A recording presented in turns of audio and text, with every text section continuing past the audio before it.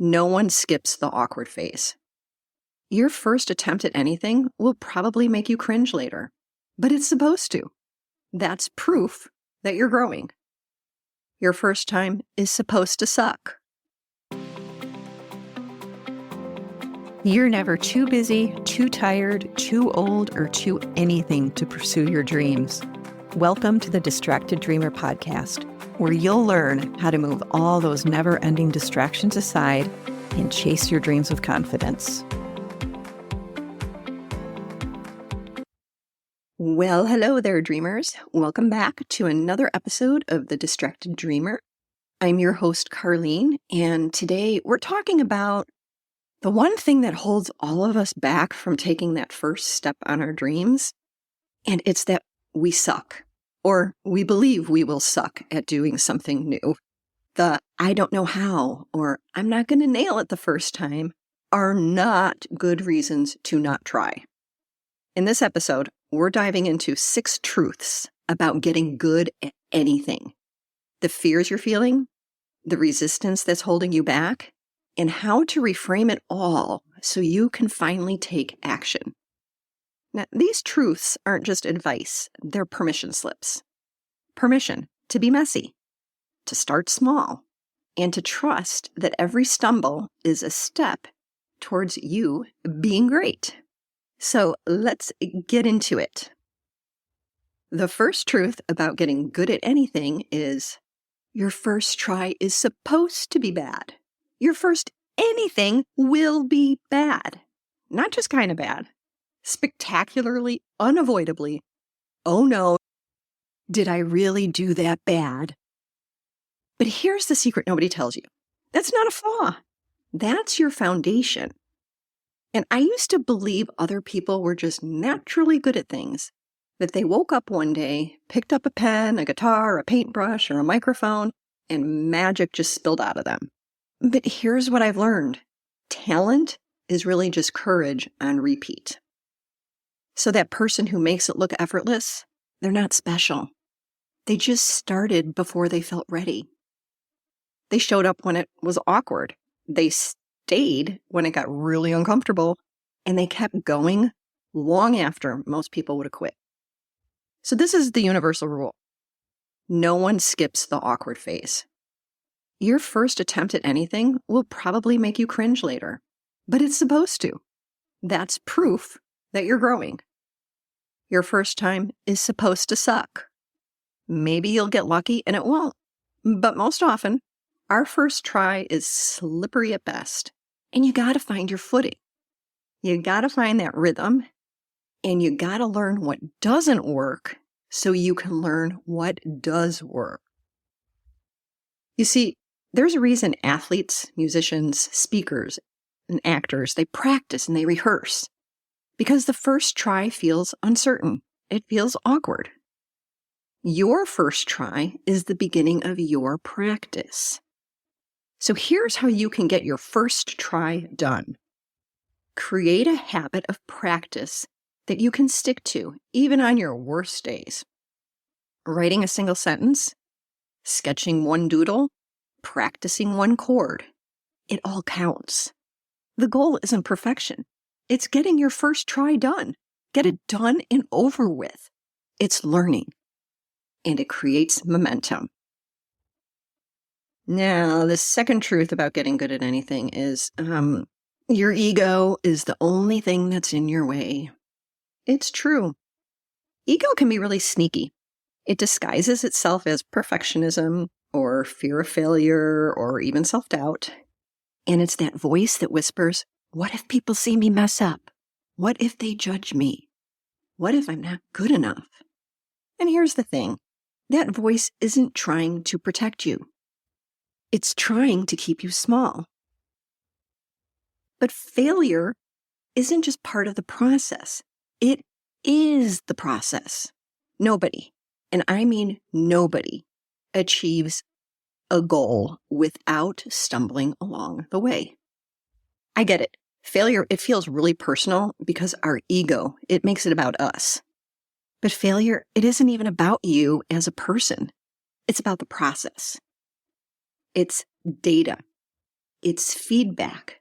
Use the data, use the feedback to your advantage. So think of it this way. If you're so afraid of looking silly that you never try, you're letting your ego win. But when you embrace the awkwardness, when you're willing to say, I don't know how to do this yet, but I'm going to figure it out, you're stepping into your potential. So here's a powerful reframe. Every time you fail, you're proving to yourself that you're brave enough to try. And that's worth celebrating. So how do you work past your ego? Well, start by doing one thing daily that makes your heart race a little. Maybe it's sharing your imperfect draft, or pitching an idea, or posting your first video, or even, dare I say, asking for help. Every small act of courage chips away at the ego's grip. And every time you take a step that scares you, write it down on a Post-it and drop it in a clear jar so you can see it. And over time, you'll see that physical proof of all the ways that you've silenced your ego and actually taken that bold action. So remember this, ego loves to keep you in your comfort zone. Fear of failure isn't the enemy, your ego is. Now, on to truth number 3 about getting good at anything is that every expert has a hidden story. And you have your own story. And when you do that first try, that is the beginning of your story. So we see all the reels out there, the social media, the interviews, all the success stories. They're all polished to perfection. But behind every one of those smooth performances is a backstory full of awkward first attempts, lots of questionable choices, and why did I think this was a good idea moments. But we don't see all that behind the scenes struggle. So what we want to do is we want to make it a habit to study people's beginnings, not just their endings, not just where they are today. You have to stop comparing your first try to someone else's 100th try. I'm going to say that again because I have to keep telling myself this over and over. You have to stop comparing your first try to someone else's 100th try. So stop seeing other people who are further along than you as competition and start seeing them as inspiration to actually take action on your dreams. So here's a simple mindset shift. I use the catch, cancel, correct method that I learned from Jill Stanton. And this is how it goes. First, you want to catch. What this means is you want to notice when you're feeling jealous or envious of what others are doing or what they have. It's a sign that you want it too. Next, you want to cancel that, right? You want to acknowledge that this comparison mindset, it's really limiting you. You want to say to yourself, this thought, it's actually keeping me small and it's holding me back. And then finally, you want to correct it. So you want to reframe it with, I'm not playing against others, I'm playing with them. I'm grateful that they've paved the way and that I can learn from them. There is room for everyone to succeed and pursue their dreams, including me. And there are endless opportunities available to me. Return to this thought whenever you're feeling jealous or not enough. Other people's success is proof that what you want to do is possible for them and for you. Moving on to truth number 4 about getting good at anything is you can't skip to your 100th try.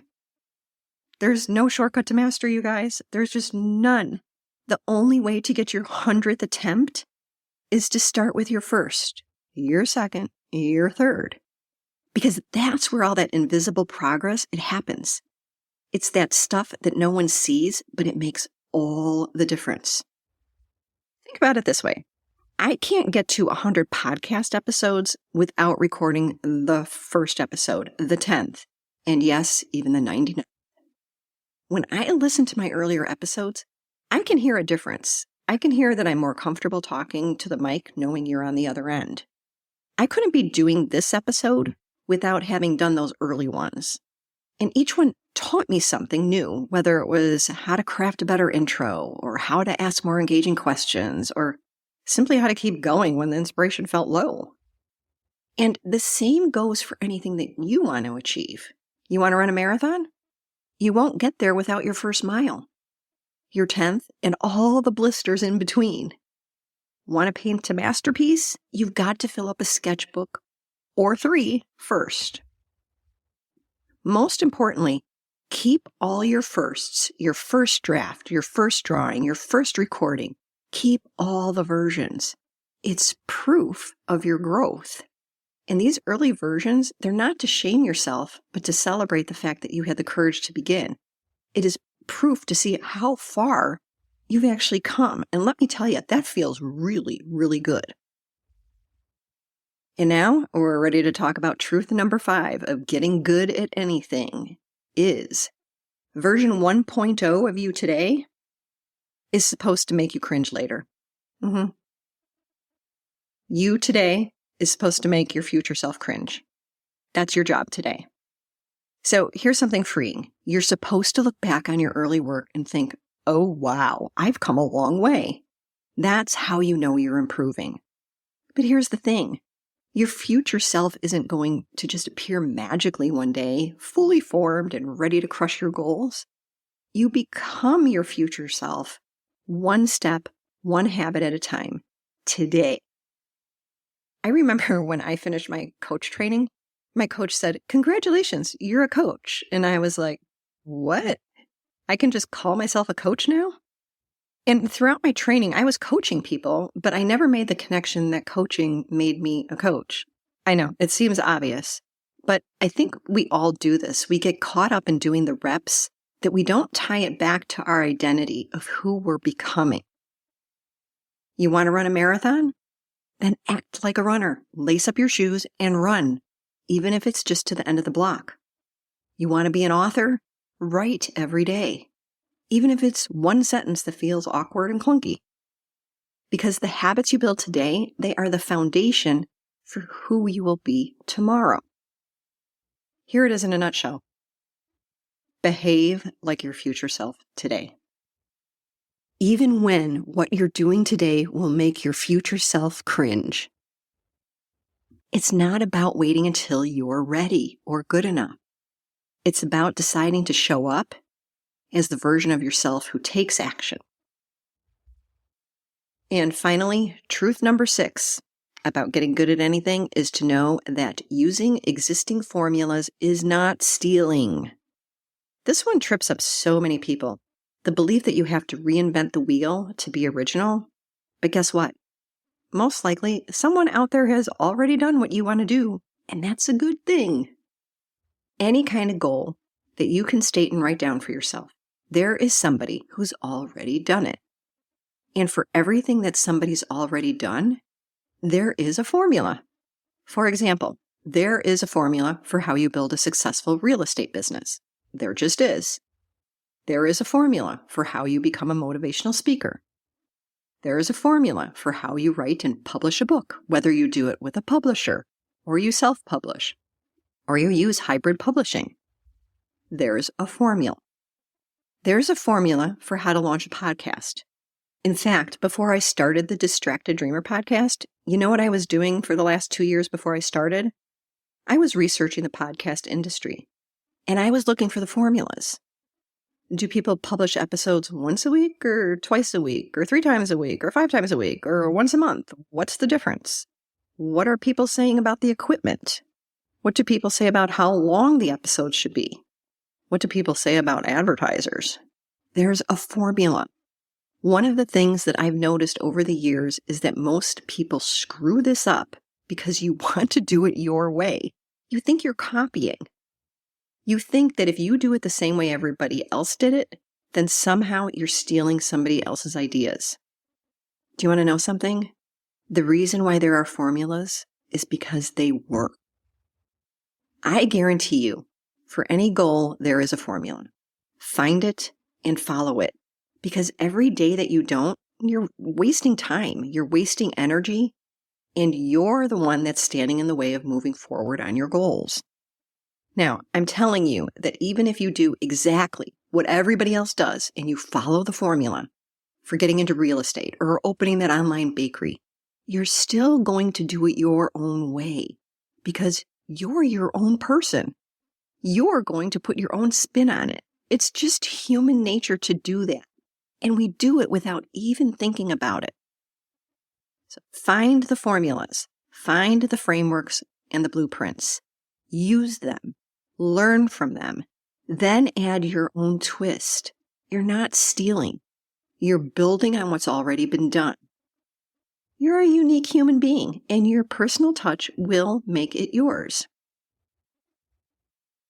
Alrighty, we made it through all 6 truths today. So what I want you to remember is nobody is born ready to start trying. You just have to have the courage to begin. So which of these truths hit home for you today? Maybe it's the idea of starting small or giving yourself permission to be bad at first. Maybe it's learning to embrace failure or realizing you don't have to figure it out all alone. Whatever it is, let it be your invitation to take that first step. Start messy, start scared, and start before you feel ready. My friend, please just start. I love spending time with you here. And if today's episode sparked something for you, I'd love to hear about it. Leave a review, share it with a friend, or come chat with me on Instagram. And thank you so much for tuning in. And your dreams are waiting for you. Your time is now. And I can't wait to see you in the next episode.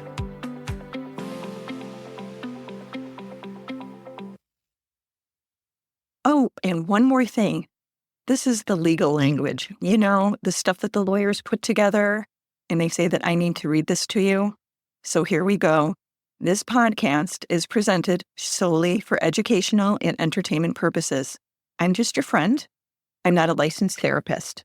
This podcast is not intended as a substitute for the advice of a physician, professional coach, psychotherapist, or other qualified professionals. Got it? Good. I will see you in the next episode.